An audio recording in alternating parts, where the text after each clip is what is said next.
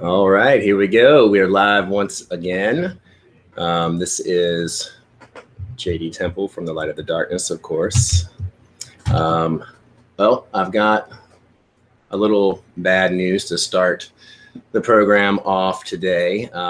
Bill is out of the country at the moment, and I think he's having some internet issues. So he's not going to be able to join me today for the intended podcast. But we'll get him on. Maybe it'll be tomorrow or the next day. We'll see how things develop. Maybe even later this afternoon if he's available to do that then. Let me check my phone very quickly and see. Okay, nothing yet, but I've got something else that we can chat about today that is a few weeks overdue. So this is the perfect opportunity to do that. I guess just to give you guys a little background information of what today's intended episode 1 regarding Lucifer Amaymon is all about. I'm going to be doing a 5 podcast series on Lucifer Amaymon specifically with 5 of the authors from the new compendium of Lucifer from Become a Living God, which will be released on August the 28th. So we've got a few weeks still for that. I'm really excited about it, and I hope all of you are as well. You can get a free chapter of the ebook of the Compendium of Lucifer if you go to balg.co/Lucifer. So check that out and sign up for their newsletter. You can also get access to the Balg forum, as well as check out their website at balg.co/catalog, where you can access all of their video course programs, rituals for hire, consultations, clothing, and other type of products and services. So check that out when you get a chance. But I'm going to be interviewing, aside from Bill Duvendack, who's one of the authors of the Compendium of Lucifer, I'm also going to be interviewing Edgar Cavall, E.A. Coetting, Curtis Joseph, Frank White. Let me make sure I'm not missing anyone there in that list. I don't believe so. So there's 5 of those gentlemen that I will be interviewing, thus the 5 episodes. So episode 1, we'll have to put a rain check on that one. But, like I said, maybe later today, maybe tomorrow, maybe in a few days. The one with Edgar, I know that he lives outside of the country too, and that can be a little challenging for him, technology-wise, when you're spanning the globe to that degree. So his is not going to be a live stream. I think we're going to record that on Tuesday of this week coming. So that one will probably air on Wednesday, something like that. And I've got EA's is going to be a live stream. I think that's going to be on August the 14th at 4 p.m. Eastern. I'll go ahead and make the the live stream in YouTube so that you'll see that is coming, and you'll get a notification for it well in advance so that you can mark that on your calendar. Still locking down a date with Frank White and Curtis Joseph. So I'll let you know on that, but it will be within the next week or so. We'll have all of this leading up to the release, again, of the Compendium of Lucifer through Become a Living God on August 28th. So what we're going to get into today is going to be all about our dear friend Belial and about the legal issues that I was facing. I don't know if it's been like 3 weeks ago or a month, something like that. I'm going to kind of break down everything regarding that situation, give you the backstory on it, kind of help you to put the whole picture into perspective of what I went through with that and how he helped me. We can all find ourselves in these fighting these legal battles at some point in our life, and it's never fun. It's never pleasant. It can definitely keep you up at night, and it's something that I never look forward to. But being a business owner, it kind of just goes part and parcel with doing business. It's going to happen. You're going to have to sue people in order to get paid sometimes when they don't want to pay you. And then sometimes people are going to sue you if they feel that they can. And this was one of those cases. So getting into that. Oh,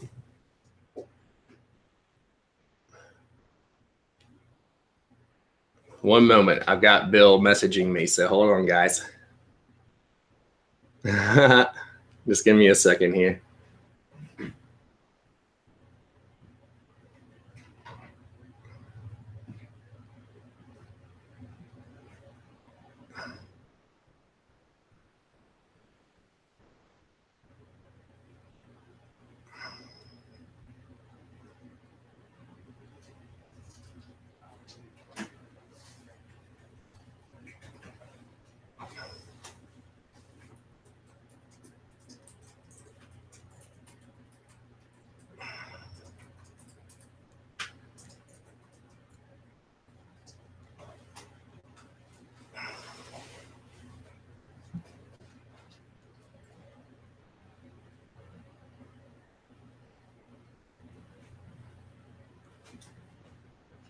All right, so really good news. Bill's got everything straight on his end. He's just going to need probably 10 more minutes or so, and then he'll be joining us. So that's awesome.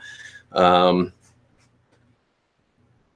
don't know if I can go over everything that I wanted to. I don't know. I guess I can give it a shot with the Belial thing here. So, all right. So this was probably, I don't know, 3 or 4 years ago.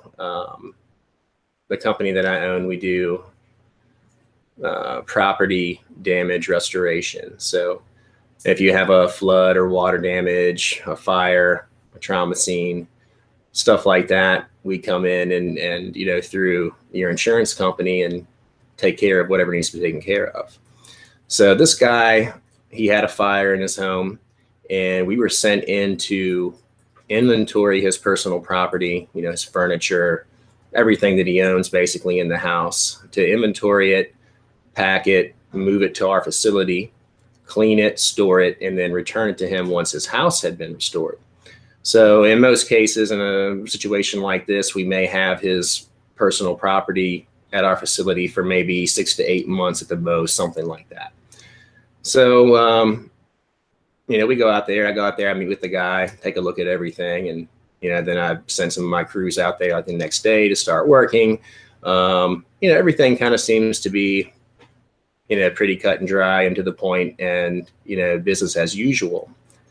Well, at some point, maybe a week or two after we picked up all of his stuff, I get a call from the insurance adjuster that, this claim may get a little wonky because the guy was being investigated for arson now at this point.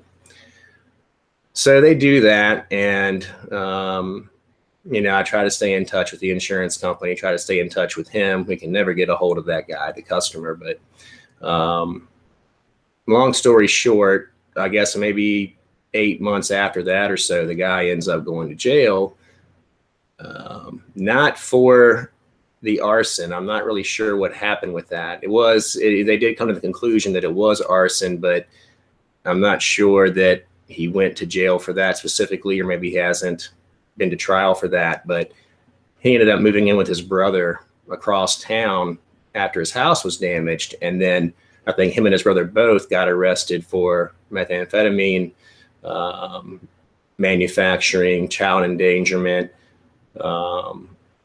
possession of a firearm by a convicted felon, all kinds of stuff. I mean, his rap sheet was like 3 pages long. It was crazy. But anyhow, we had all this guy's stuff. He's in jail. We didn't really know that at the time. And I didn't know this until like 2 years after we had acquired all of his property, that he was actually in jail. We just thought we couldn't get a hold of him. But, we had all this stuff taking up all this room. He owed us about $7,000, something like that. Oh, I think Bill's coming in here. Hold on one second. But we'll get into that. We'll pick back up on that, because let me put my earphones in here so that we can jump on here with Bill. But that kind of just lays some groundwork for you, I guess, of the backstory of that whole thing. Hold on one second, guys. Let's see. There we go.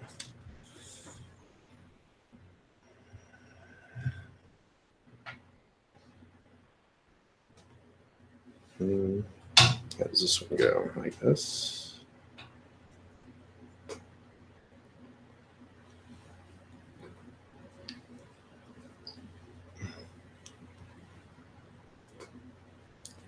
If I can get this fucking thing on here.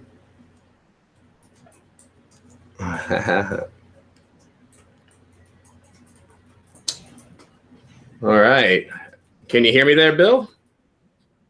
Yeah, I can hear you. Can you hear me? I can. Yeah. We can't see you, but we can hear you. I don't know if you've got the ability for the camera or not. If not, it's okay. Yeah, no, I've got it hooked up. I just gonna have to find the settings. Okay, no problem. No problem. I'll just keep on chatting about the topic that I was talking about, and whenever you're good to go, just let me know, and we'll get going on Lucifer Amaymon. So sounds. All right, great, awesome. Okay, cool.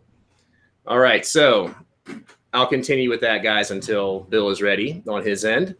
But so what we've got with that then, so I've got this guy's stuff. He's got a big bill with us. We get really busy, and then we do not have any more room in our warehouse to hold all of his stuff. And so at that point, I feel like he had abandoned all of his personal property. I mean, we didn't know where he was. We finally found out that he was in jail. We couldn't contact him. And I had to move all of his stuff to an offsite storage facility and start paying to keep all of his stuff in storage when he already owed me like $7,000. So yeah, after a few months of doing that, I'm like, you know, screw this. This guy's never going to pay me. He's abandoned all of his stuff. All of it was nothing that any of you would want. I can assure you, nothing that anybody would want. It had no intrinsic value. So I made the decision to go ahead and just get rid of it all. I think I sold everything that he had for like $500 because, I mean, it really wasn't worth a damn. After we had done that, we get a call from him, and he's saying that he's trying to sue his insurance company, and he wanted an inventory list of everything that we had of his. And at that point, we told him that, you know, we had disposed of everything like 6 months ago, and we didn't have it anymore, but we'd provide that list to him. And of course, we still expected to get paid for everything that we had done. And I think maybe 2 months later, I get some court documents where he's trying to sue my company for $100,000 for a breach of contract because we got rid of his property. So I was like, oh my God, what the hell? This is going to be nuts. I can't believe this guy. He is freaking insane. That stuff's not worth $1,000, let alone $100,000. And of course, I have liability insurance through my company for like professional liability for things that, you know, if you're in a situation like this, your insurance company will kind of help you out, pay for your legal costs and all that. But they looked over things and they said, well, we're looking at it and we feel like you breached your contract, so we're not going to cover it. So you're on your own. So I think I had to pay about $6,000 for a freaking lawyer. We had to do rounds of depositions and all this stuff prior to the trial. I was really freaking worried about it. I was really worried about it. And the closer that we got to the actual trial date, the thing started getting really crazy. And that's when I really started, trying to get things in order magically the best I could and kind of figure out a plan for attack here. So I'll get to the really good part of it later on in another podcast, but this kind of sets the scene for you of what I was up against and what could have potentially happened to me if things would not have turned out like they did. So in any case, I'll get back to that. Hopefully that kind of whetted everyone's palate a little bit. But wanted to get with Bill here and welcome Bill. He's one of the authors that's going to be in the Compendium of Lucifer that will be released on August the 28th through Become a Living God. And, you know, I just wanted to say thank you for being here today, Bill, and, you know, welcome. Hey, thanks, man. Thanks for putting this together, and thanks for doing it. Sorry for the time. It's a good lesson magically, though. Knowing when to act is knowing how to act. We just got our time zones off. Oh, yeah, no problem. No problem, man. No problem whatsoever. It's a little choppy on your end with the audio, but hopefully that's going to correct itself. I know that, you know, you're out of the country and it's, you know, we're you know, crossing the ocean here with our internet signals and frequencies and stuff. So I know it's, you know, it can be a challenge sometimes, but hopefully it work out and we can get through it with clear audio.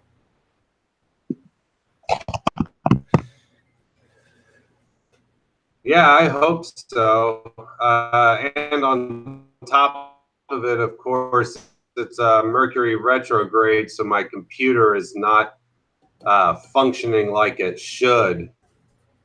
No problem. No problem. We'll do the best that we can. We'll try to get through it. And if for some reason it doesn't work out right, we can always try again. So I guess, you know, jumping right into it, man, tell me a little bit about, you know, your portion of this grimoire and you know, some of the gnosis that you have received from Lucifer Amaymon, if you would. Well, it was interesting to be a part of this project because I never really looked at a connection that was present until the project of the book came into being. So when I first heard of this, I didn't really see where there was going to be a connection. And you know that I like to research things, and the book gave me the motivation to research it. And lo and behold, wow, there was a strong connection there that I don't think a lot of people realized, especially when you look at the roots at Amaymon coming more or less from ancient Egypt and Ammon. Now, even then, Ammon is the hidden god. So on the surface, you have Lucifer the light, you have Amon the darkness, or the word, and the black sun. So it was a connection I didn't expect to find, but it was definitely there, and I was happy to find the connection. Yeah, that's right down your alley. You know, with his roots, you know, deriving out of Egypt, you know, that kind of fits in very well with your own personal spiritual path for sure. It did, and a lot of the gnosis that you were asking about had to do with the yin and the yang, the light during the day and the light during the darkness. And that was the part that was surprising. In that way, it was very similar to the sun at midnight, or the black sun. And what I thought was really fascinating is then we could look at it astronomically and see our sun and the star Sirius, which of course has strong left-hand path connotations. Okay, very awesome. Very, very cool.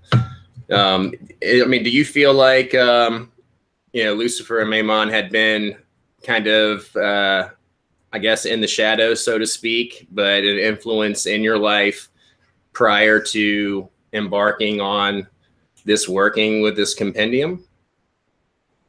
Definitely. And it opened a new way of looking at things, just for the simple fact that if you have light during the day and light, you can use them together like a yin yang, or you can use them like in a lot of ways.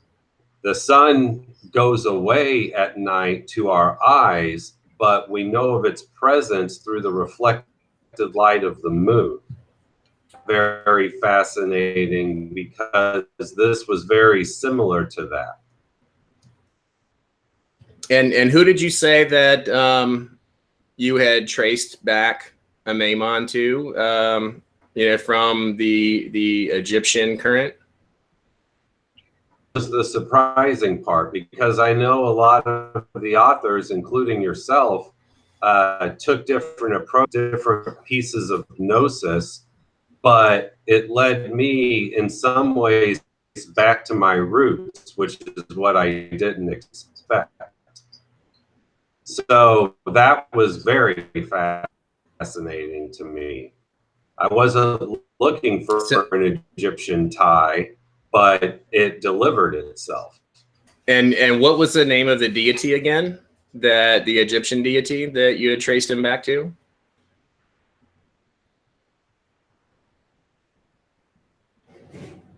I think your audio is not coming through. Amon, also known as Amun. Okay, there we go. Okay, Amun. So those that are familiar with, yeah, and that I don't know if I can fix.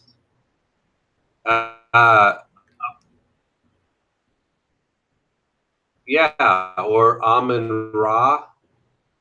A lot of people are familiar with Amun Ra, but they don't know that Amun was around before Ra. Okay. So well, it was I know digging that back into we're only able to get little teeny bits of what you've got coming through right now. It's getting like way worse than it was, unfortunately. So I know it's probably going to, I guess if it's going to stay that way, I know it's going to be hard to receive the information that you're conveying to us, which sucks, man. I was hoping that it was going to be clear for us. Maybe what we'll have to do is to try to record this, not as a live stream, so that we're not trying to do it in that manner to where we'll have that clear connection.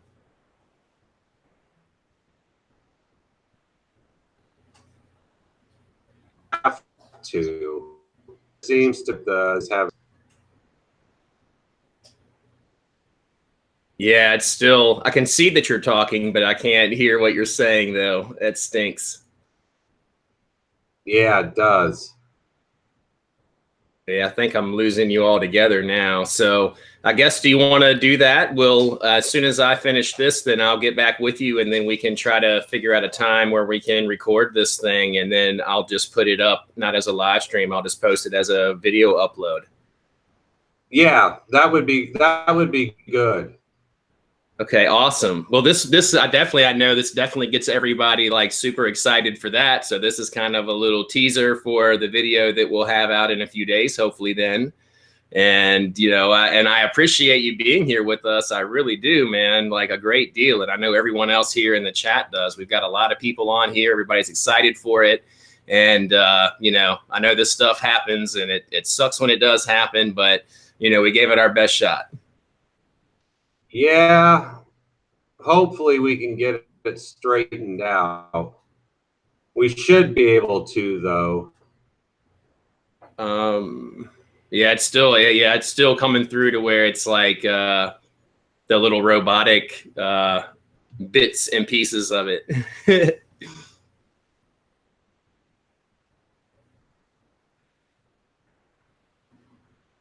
Yeah.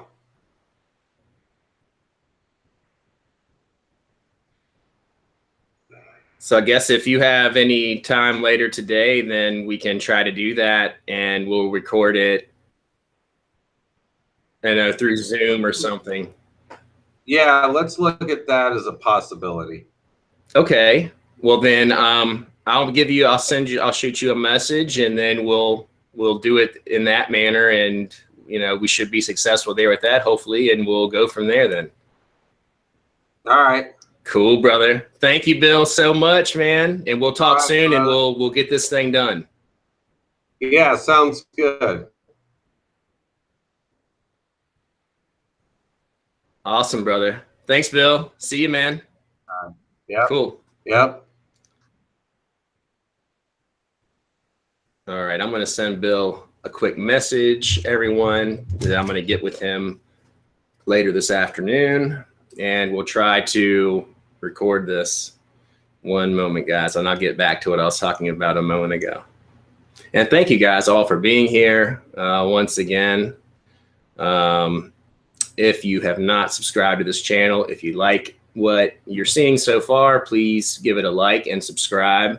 And then share this video as well if you'd like to. I always appreciate that. And I wanted to give a shout out and a thank you to our moderator today. Orly Stewart was gracious enough to take time out of her day to do this for us, and we really appreciate that. Check out her channel as well as her website, which is motherofabominations.com. Check out her Patreon as well, under the same name, I believe. Or that, and you can always find her on Patreon too, as Orly Stewart. So check that out. Let me message Bill here, and we'll kind of jump right back in.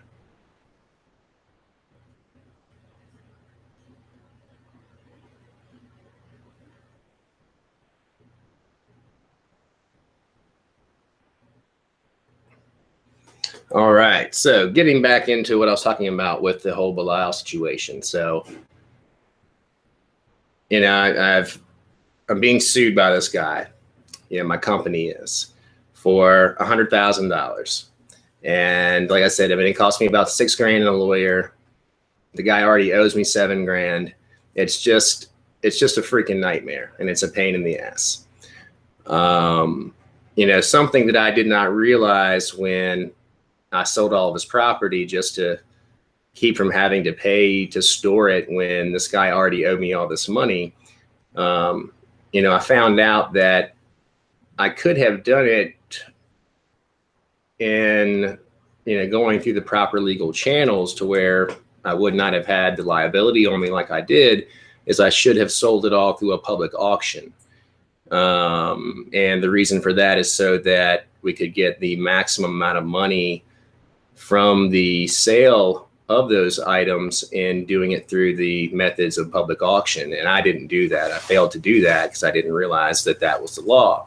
And of course, you know, ignorance of the law does not make it to where you're not subject to it. So, you know, I was in a little bit of trouble there, you know, as far as that goes, as far as it appearing as I had breached my contract and I did not go through that process of selling his property, you know, through the right legal channels. Oh man, Nicole, thank you so much. That is freaking awesome.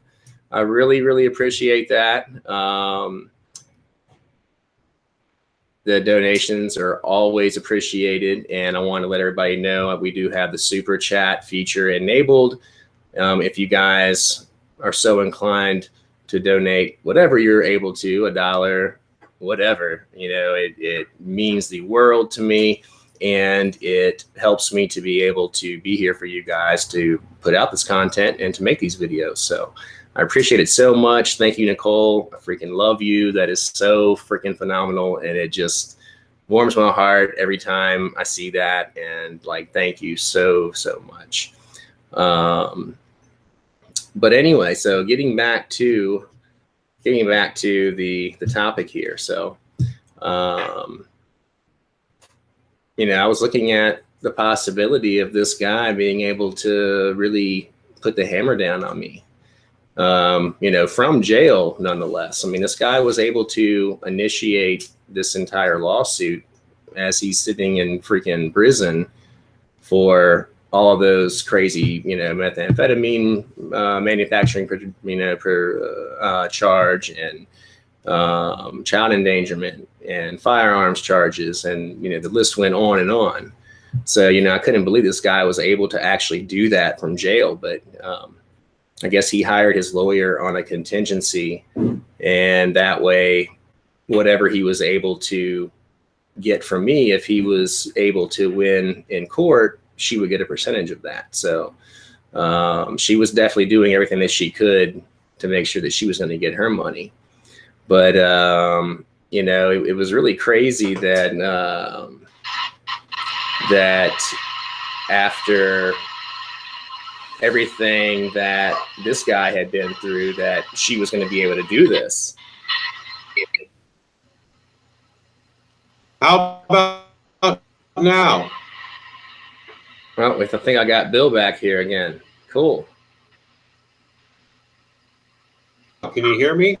Oh yeah, that's much clearer now so far. Yeah. Sweet. Awesome. Awesome. Cool. Yeah, let me get my my headphone back in here, and we will. Yeah, little Mercury retrograde prank. Hell yeah, love it.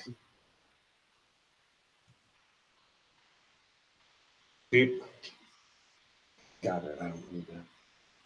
All right, so and getting back to it, then, so you were able to credit for this. You can give Asenath credit for this. Tell her thank you so much from everyone, and everybody says hello to her as well.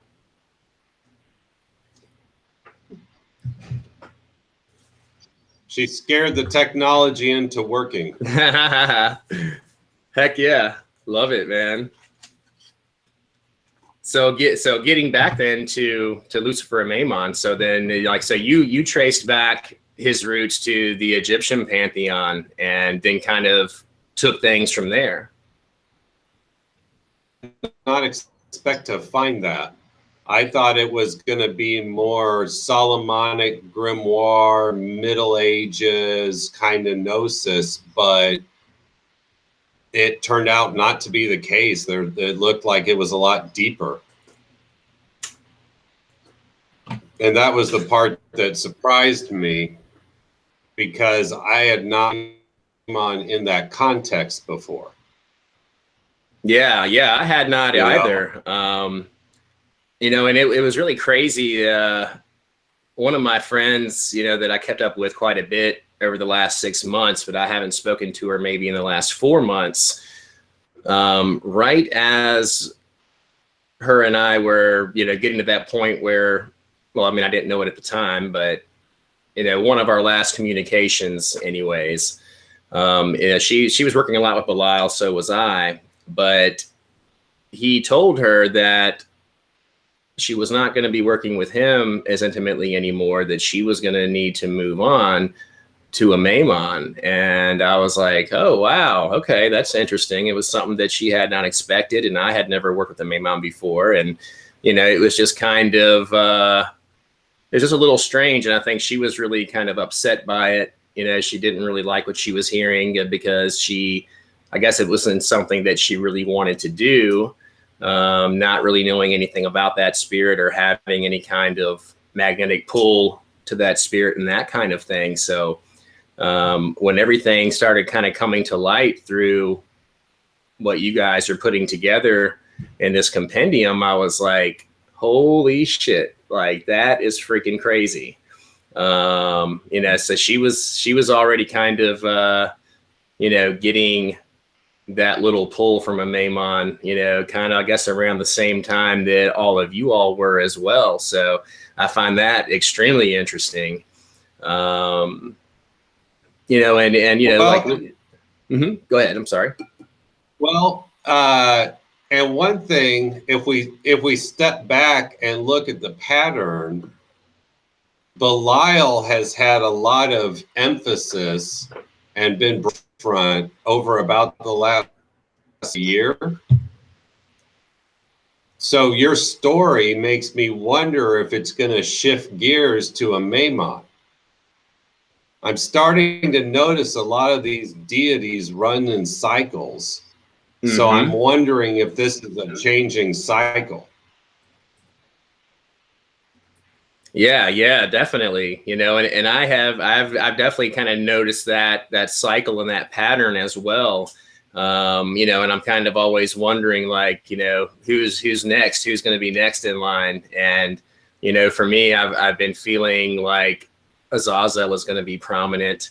You know, and of course I may be totally off on that, but you know, for me personally, I think that he's going to be, I mean, he really already is a spirit that I'm kind of reacquainting myself with, so to speak, because it's been maybe a year and a half since I had worked with him regularly. But it's something that I'm kind of embarking on now, or getting really, you know, getting my toes wet, I guess, into working with Azazel. But, you know, I think that, you know, if it's not Amaymon, then maybe it will be Azazel, or maybe Amaymon and then Azazel. I don't know. I mean, have you worked with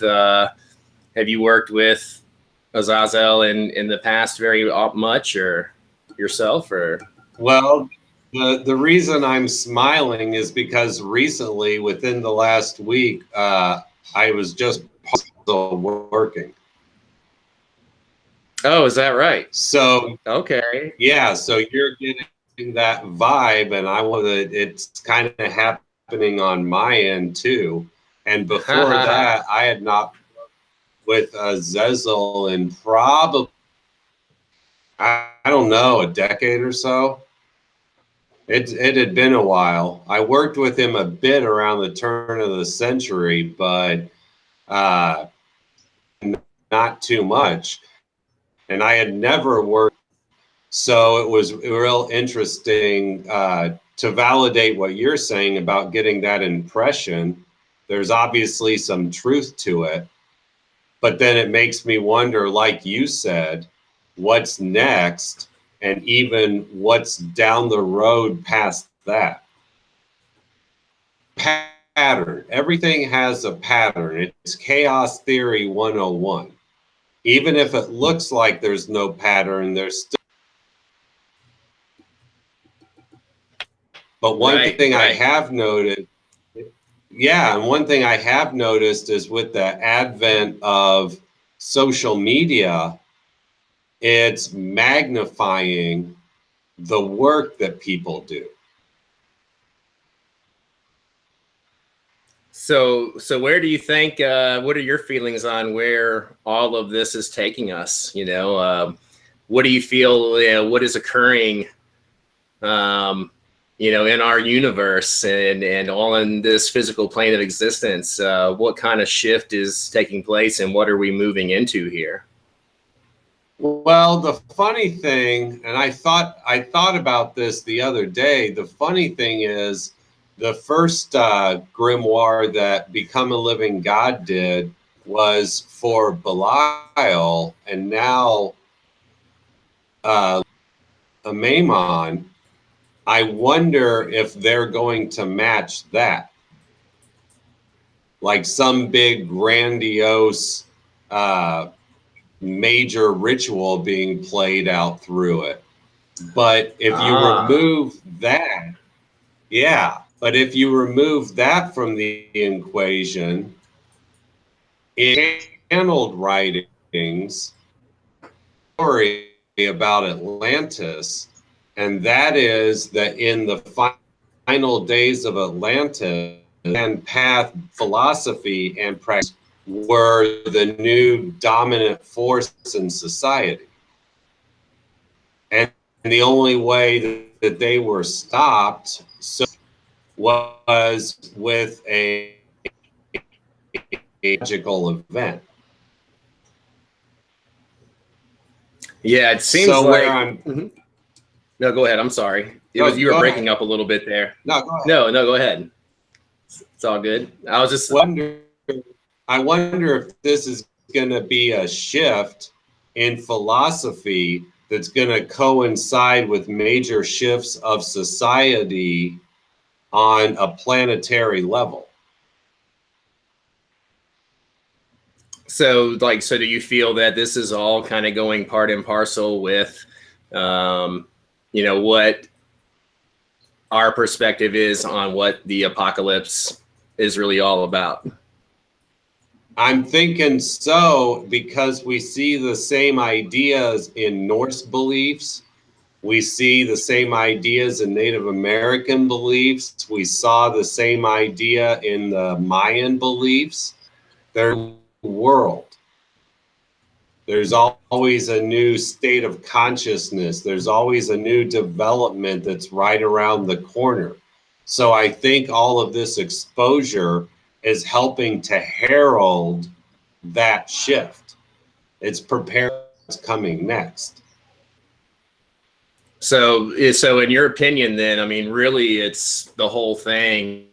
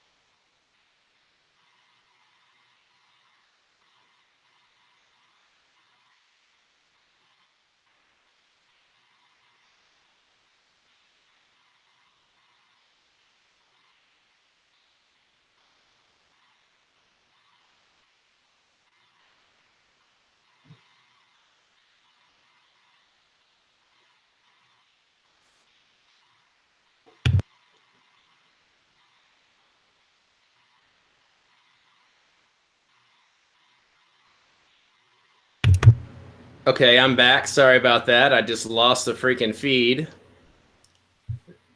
And I don't know if it's happening again.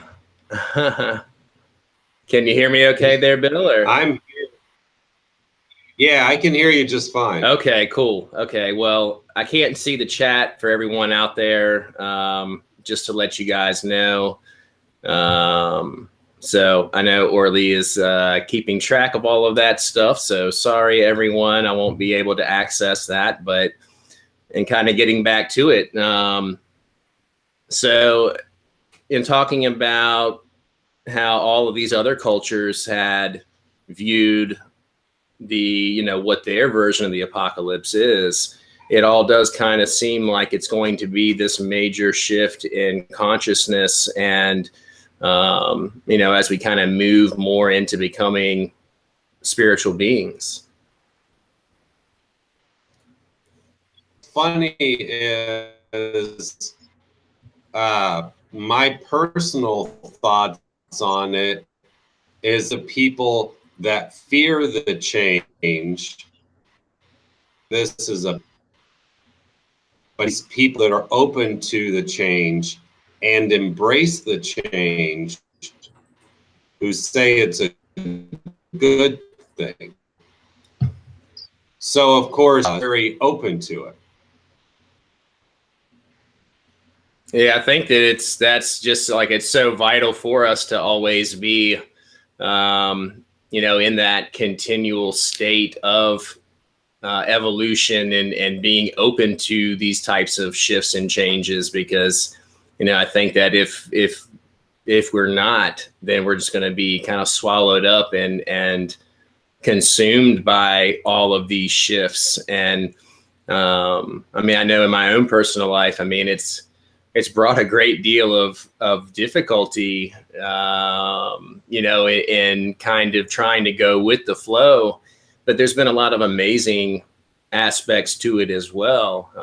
But it's, you know, I guess it's just, I shouldn't be surprised, because all of this is always going to include a great amount of difficulty. But, you know, I still try to keep the proper perspective and to, you know, remain excited about it, knowing that, you know, if I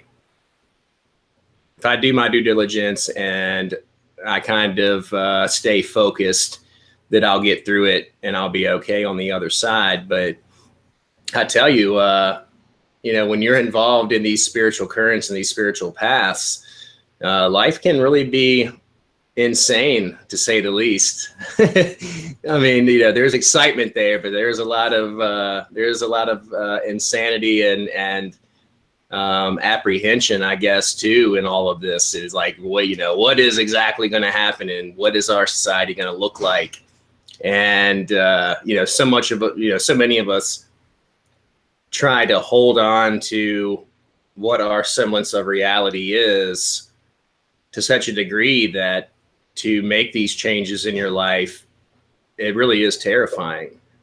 You know, how do you? It reminds me of a few phrases. The first one, the only is change. Secondly, stagnation equals death.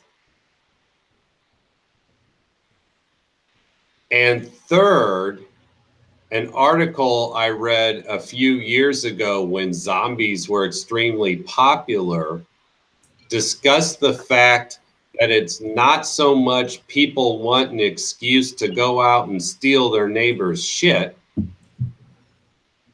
but it's that people are tired of the same old routine and they want something different. No doubt. I'm one of those people, that's for sure.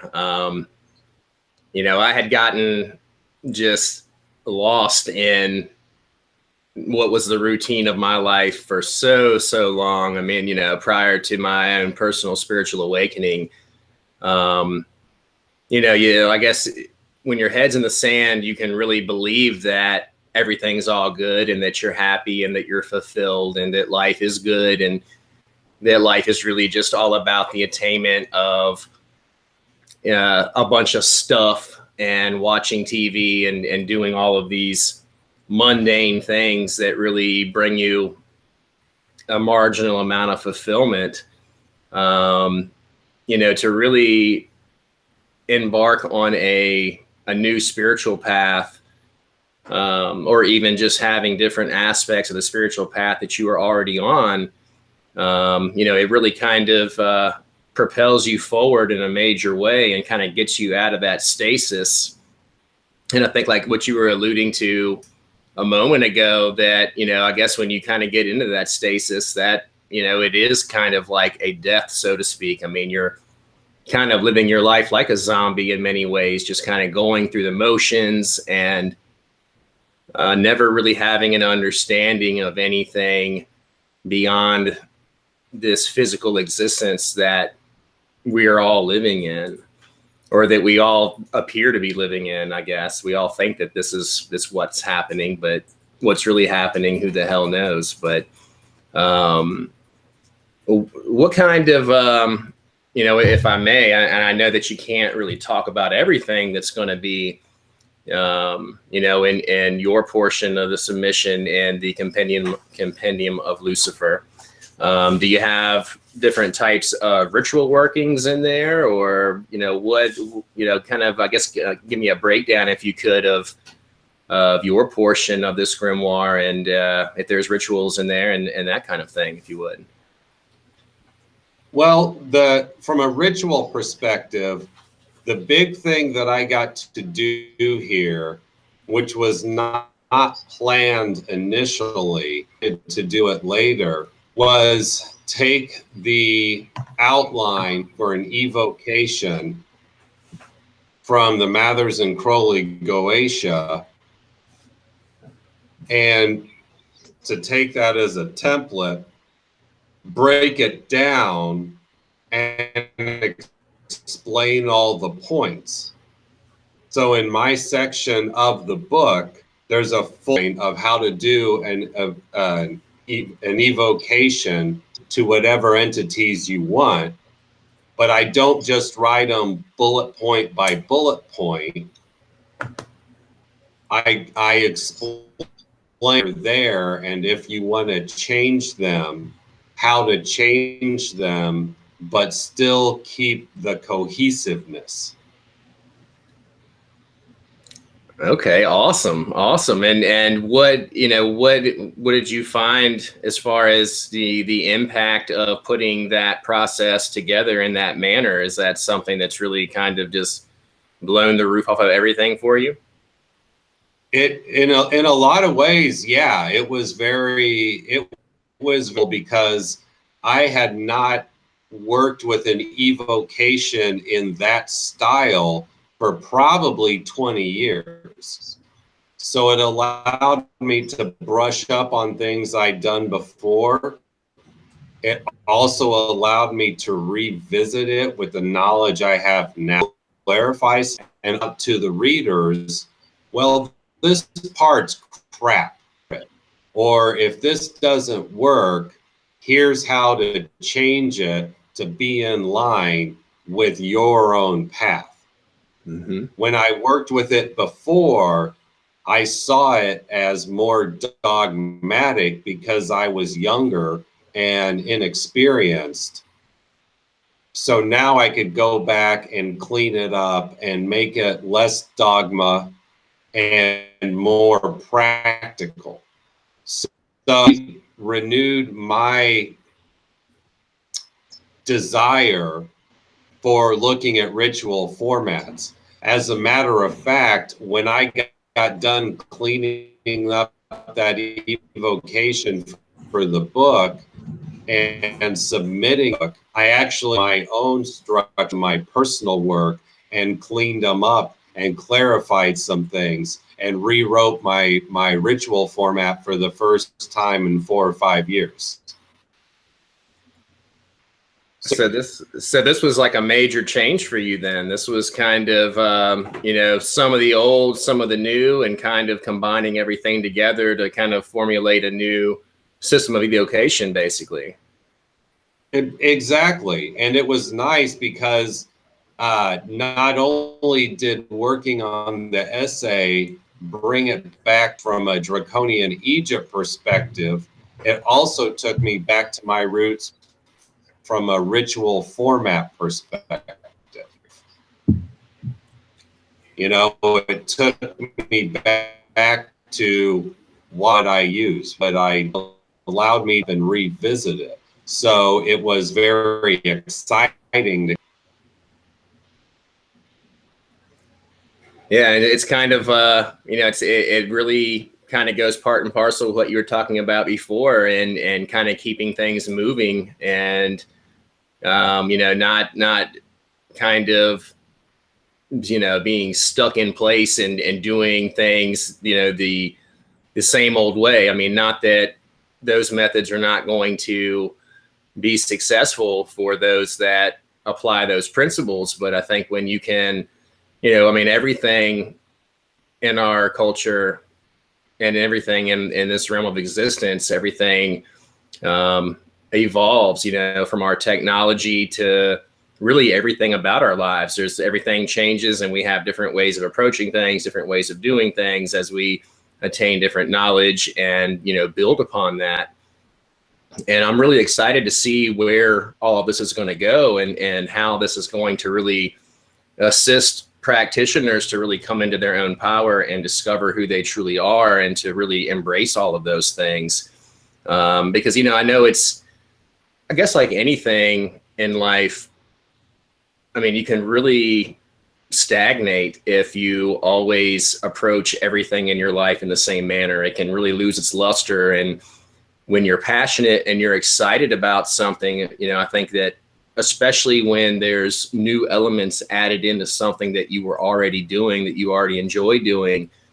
It kind of just reignites that passion and that interest, you know, to a degree that you really have that hunger for it, to want to engage and want to see what you can do with it. And I think that is really, really incredible, because I know as a society, we're so easy to get bored of stuff, you know, and to be like, oh man, I've been doing this like this forever and it's cool, but you know, it's really just, maybe it's not doing it for me anymore. Or, you know, the excitement's just not there. You know, I mean, it's, you know, everything, it just kind of seems like everything in life is like that. So, you know, I'm really excited to see this new information and this new method of evocation that you're speaking of, because like it's, you know, without a doubt, I think you're going to be so much more successful when you're excited about it, you know, and when you're wanting to do new things, you know, it's just going to help you to be that much more successful because of the excitement and the passion that you're going to be able to generate within yourself in exploring these new avenues. So that sounds really freaking awesome. It's, yeah, and there's two things that come to mind here. The is a teaching I learned early on in metaphysics. Kinds of people in the world. Kind are the people that go through their day-to-day lives on autopilot, so they don't have that desire. And then the other kind are the people that live their life full of desire and full of passion, and they're going to go further from a development perspective. Now, the other nice thing about coming back to that evocation format was simply that I could look at it now with new eyes, and I could see that, oh,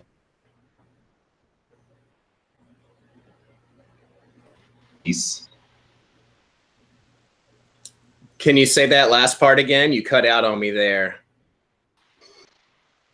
This piece that I thought was huge in the ritual structure before, now I understand the principle behind it, so I and replace it with my own. Mm-hmm. Yeah, I always find that, you know, that is extremely powerful when you're able to do that, you know, because you can really personally connect to that ritual working in such an intimate way that it really helps to empower what you're doing, you know, without a doubt. And I'm a big fan of that. You know, I mean, I think that, you know, you can't go wrong having a system in place. There's no doubt about that. But it's so nice when you kind of have that artistic license, so to speak, to make that ritual your own in many ways by incorporating elements that you resonate with on a personal level. You know, I always find that when I do that, I'm so much more successful in whatever it is that I'm doing. You know, I mean, the systems that I use, I mean, it's kind of, you know, I incorporate elements from various systems, you know, and pantheons, but it's somewhat basic though, still, I guess, at its roots, but it definitely seems to work for me. And I'm always up to trying new things because, like we were talking about earlier, I mean, it keeps things fresh and it keeps things exciting. And, you know, it's the same way, I guess, in relationships with people, you know, spicing things up and kind of keeping things new and interesting just really adds so much value to that relationship and really helps to strengthen it. So I think, you know, with that being said, you know, taking this approach that you're speaking of will do nothing but strengthen the practitioner's skill set, open their eyes to trying things in a different way and not really getting stuck in just one way of approaching their spirituality or their magic.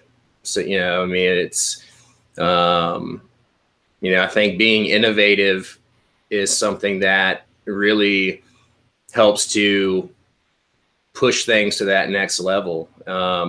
Because I mean, I know I'm a person that I get so bored so easily. Well, and there's two ideas that come to mind here. A magical principle that before you can break the rules, you should know the rules. Nice, and absolutely. Then yeah, a Crowley quote, it's up to each person to cut their own path through the jungle.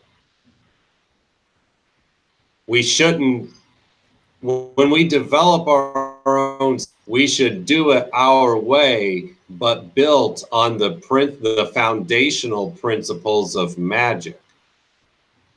So Right. in the ritual, in the book, I say things like, here's the traditional method. It was here for this reason. If that's not your headspace, go ahead and change it. But whatever you change it to, make sure it's the original concept. Yeah, absolutely. Absolutely. I mean, I think it's, you know, like it takes a lot of, I guess, a lot of courage in order to kind of blaze your own trail and to make your own path through that jungle. But I guess if you didn't have a lot of, you know, foundational concepts in place already, like you said, I mean, if you don't already know the rules, then you're not going to be able to break them. And, you know, I think, I guess, you know, too, I mean, it's always, I guess, a personal empowerment when you feel like you're breaking the rules, when you feel like you're doing something maybe that, you know, in an unorthodox manner, that it's just kind of almost like a fetish element to it or something. But it's, I mean, I have just, you know, like I said before, I've definitely found so much power in that, and have been so successful in incorporating my own elements, you know, in my own personal approach to my magic.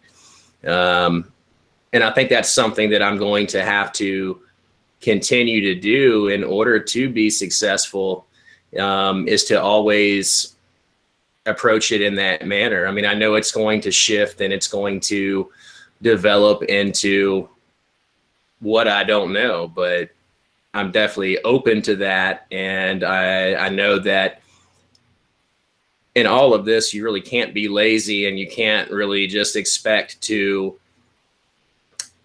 learn the guidelines but not apply them. And you know, if you don't know the guidelines, then you really can't, you know, stray from them. So you know, what would you recommend as far as any precursor, you know, background study or application prior to diving into this compendium, if anything? Probably a basic understanding of the Goetia, a basic knowledge of Goetic evocation, but also the Solomonic tradition, because a lot of people might not like hearing that, but it's the truth.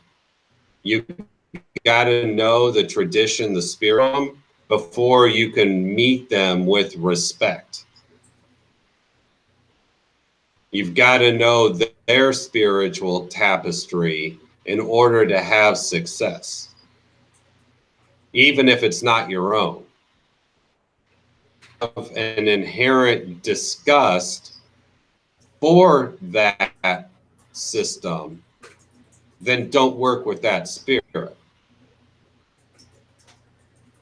Yeah, I know there are a lot of people. I'm sorry. You got to fix your own spiritual baggage.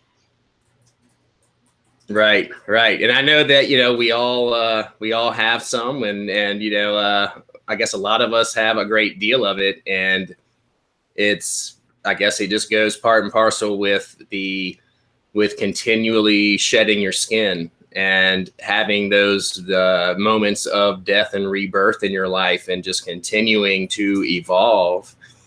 And I know there's a lot of people that, when they hear people talking about the Goetia, they can be a little turned off by it because of their notion of, well, you're going to be constraining the spirit, you're going to be threatening the spirit, and all of that kind of thing. But I know plenty of people that work with the Goetia, but they really don't do it in that manner. And what are your thoughts on that? Is that something that you incorporate in your own magic, or do you take a different approach to those traditional methods of having to feel like you have to constrain the spirit and that kind of thing in order to work with them properly? Even constraining the spirit right off the bat. Now, having said that, whenever I work with a spirit, one of the first things I do is look text spiritual tradition, and I try and use that language to connect with the spirit. So, for example, I won't necessarily call a voodoo spirit into a ceremonial magic circle. Have you ever done that before? When I was young and stupid, of course. How did that work out? Horribly. Would you say miserably? Yeah. Yeah, I have never done that personally, because I haven't, at this point, I've really never worked with any Loa or any of those, deities from that current. I know it'll happen at some point, and there's been interest there for sure, but it's just something that I haven't delved into yet. But, and I guess the same thing would apply on the other end of that. If you were trying to call forth a goetic spirit, if using methods of like a voodoo ritual, I guess that probably wouldn't really work out very well at all either. Exactly. It may seem like it will, but in the long run, I mean, do you find that it's probably fairly dangerous to try to do that stuff on both ends of the spectrum there? yes, very dangerous. And is that it reminds me of the movie Ghostbusters. Yeah, well, it reminds me of the movie Ghostbusters. Don't cross the streams. Ah, right. There you go. Exactly. And I mean, do you so what are your thoughts on, why these approaches to, these methods of evocation and things of that nature, and why they work the way they do, and why it's successful if you approach it in this manner? Does it have something to do with like an energetic resonance with you and that spirit when you do it properly in that manner? Or what do you think that it really all goes back to? Like why do you feel that it does work in that way? And if you stray from that and you're mixing, those currents, is it a matter of an energetic resonance that you're not going to really be on that same frequency with that spirit? Or what are your feelings on that? That's mostly true. It's a resonance thing, and it's also respect for the spirit. If they are used to a voodoo setting, then it's kind of rude to pull them out of it. It's like the police coming and kicking in your door and hauling you off to an environment that you don't like. So it's disrespectful. Right, right. I guess, and it's always kind of goes back to, you know, approaching working with these spirits in the same manner that you would treat and respect a guest in your home. Exactly. And that place, they're going to give you results based on their cultural and spiritual tapestry. Right, right. Absolutely, absolutely. Well, do you have any final thoughts on the compendium and you know, in regards to your submission? Any other tidbits or any other you know, preludes that you can give us and share with us in regards to this text? No more real teasers for that, but I am curious to see how the broad picture plays out because of the number of books that are going to be involved in this project and where it's going to go. It's one thing to look at the individual trees. It's another to get to the end of the forest and look back and see the whole thing. So I'm real curious to see how the end goes.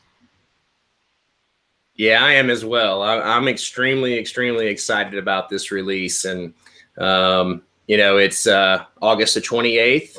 And everyone, I think that, you know, you can certainly get a free chapter of the ebook version of the Compendium of Lucifer if you go to bog.co/Lucifer.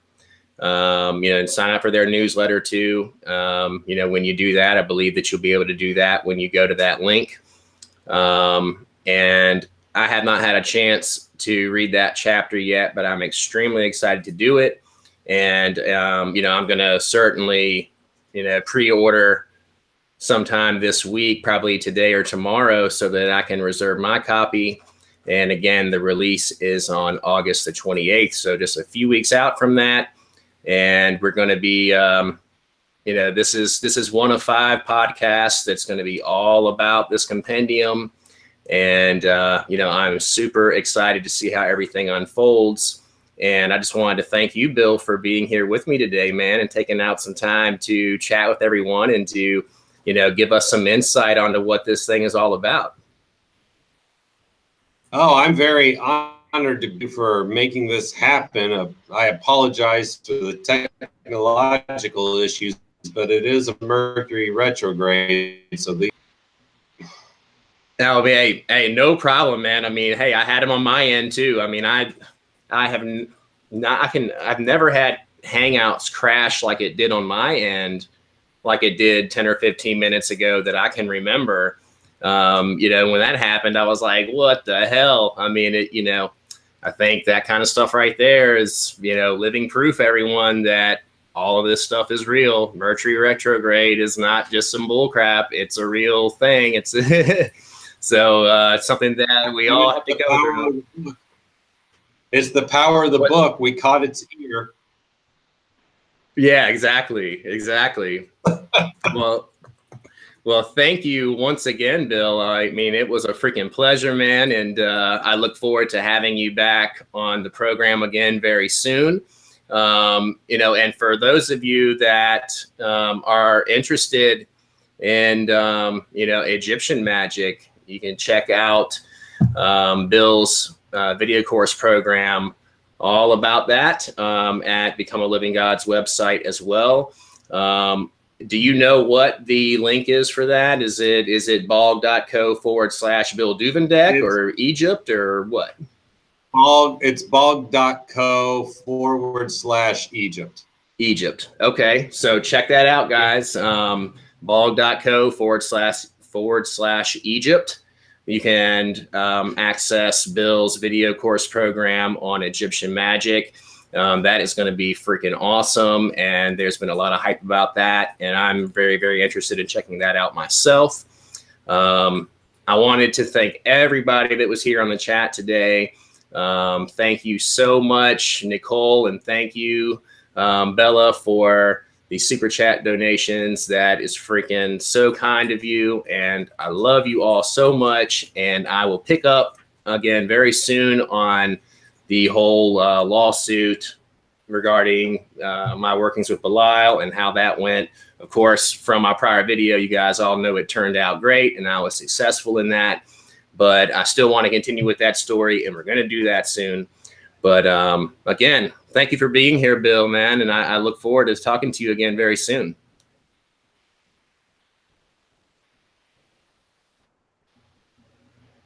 Awesome, man. Well, I will, I'll see everybody later. Be good Great to each other. one. You too, brother. You too. And thanks, everybody. Have a great day. Tomorrow is Friday, I think. So enjoy the rest of your week. And I will catch you all on the flip side. See you later.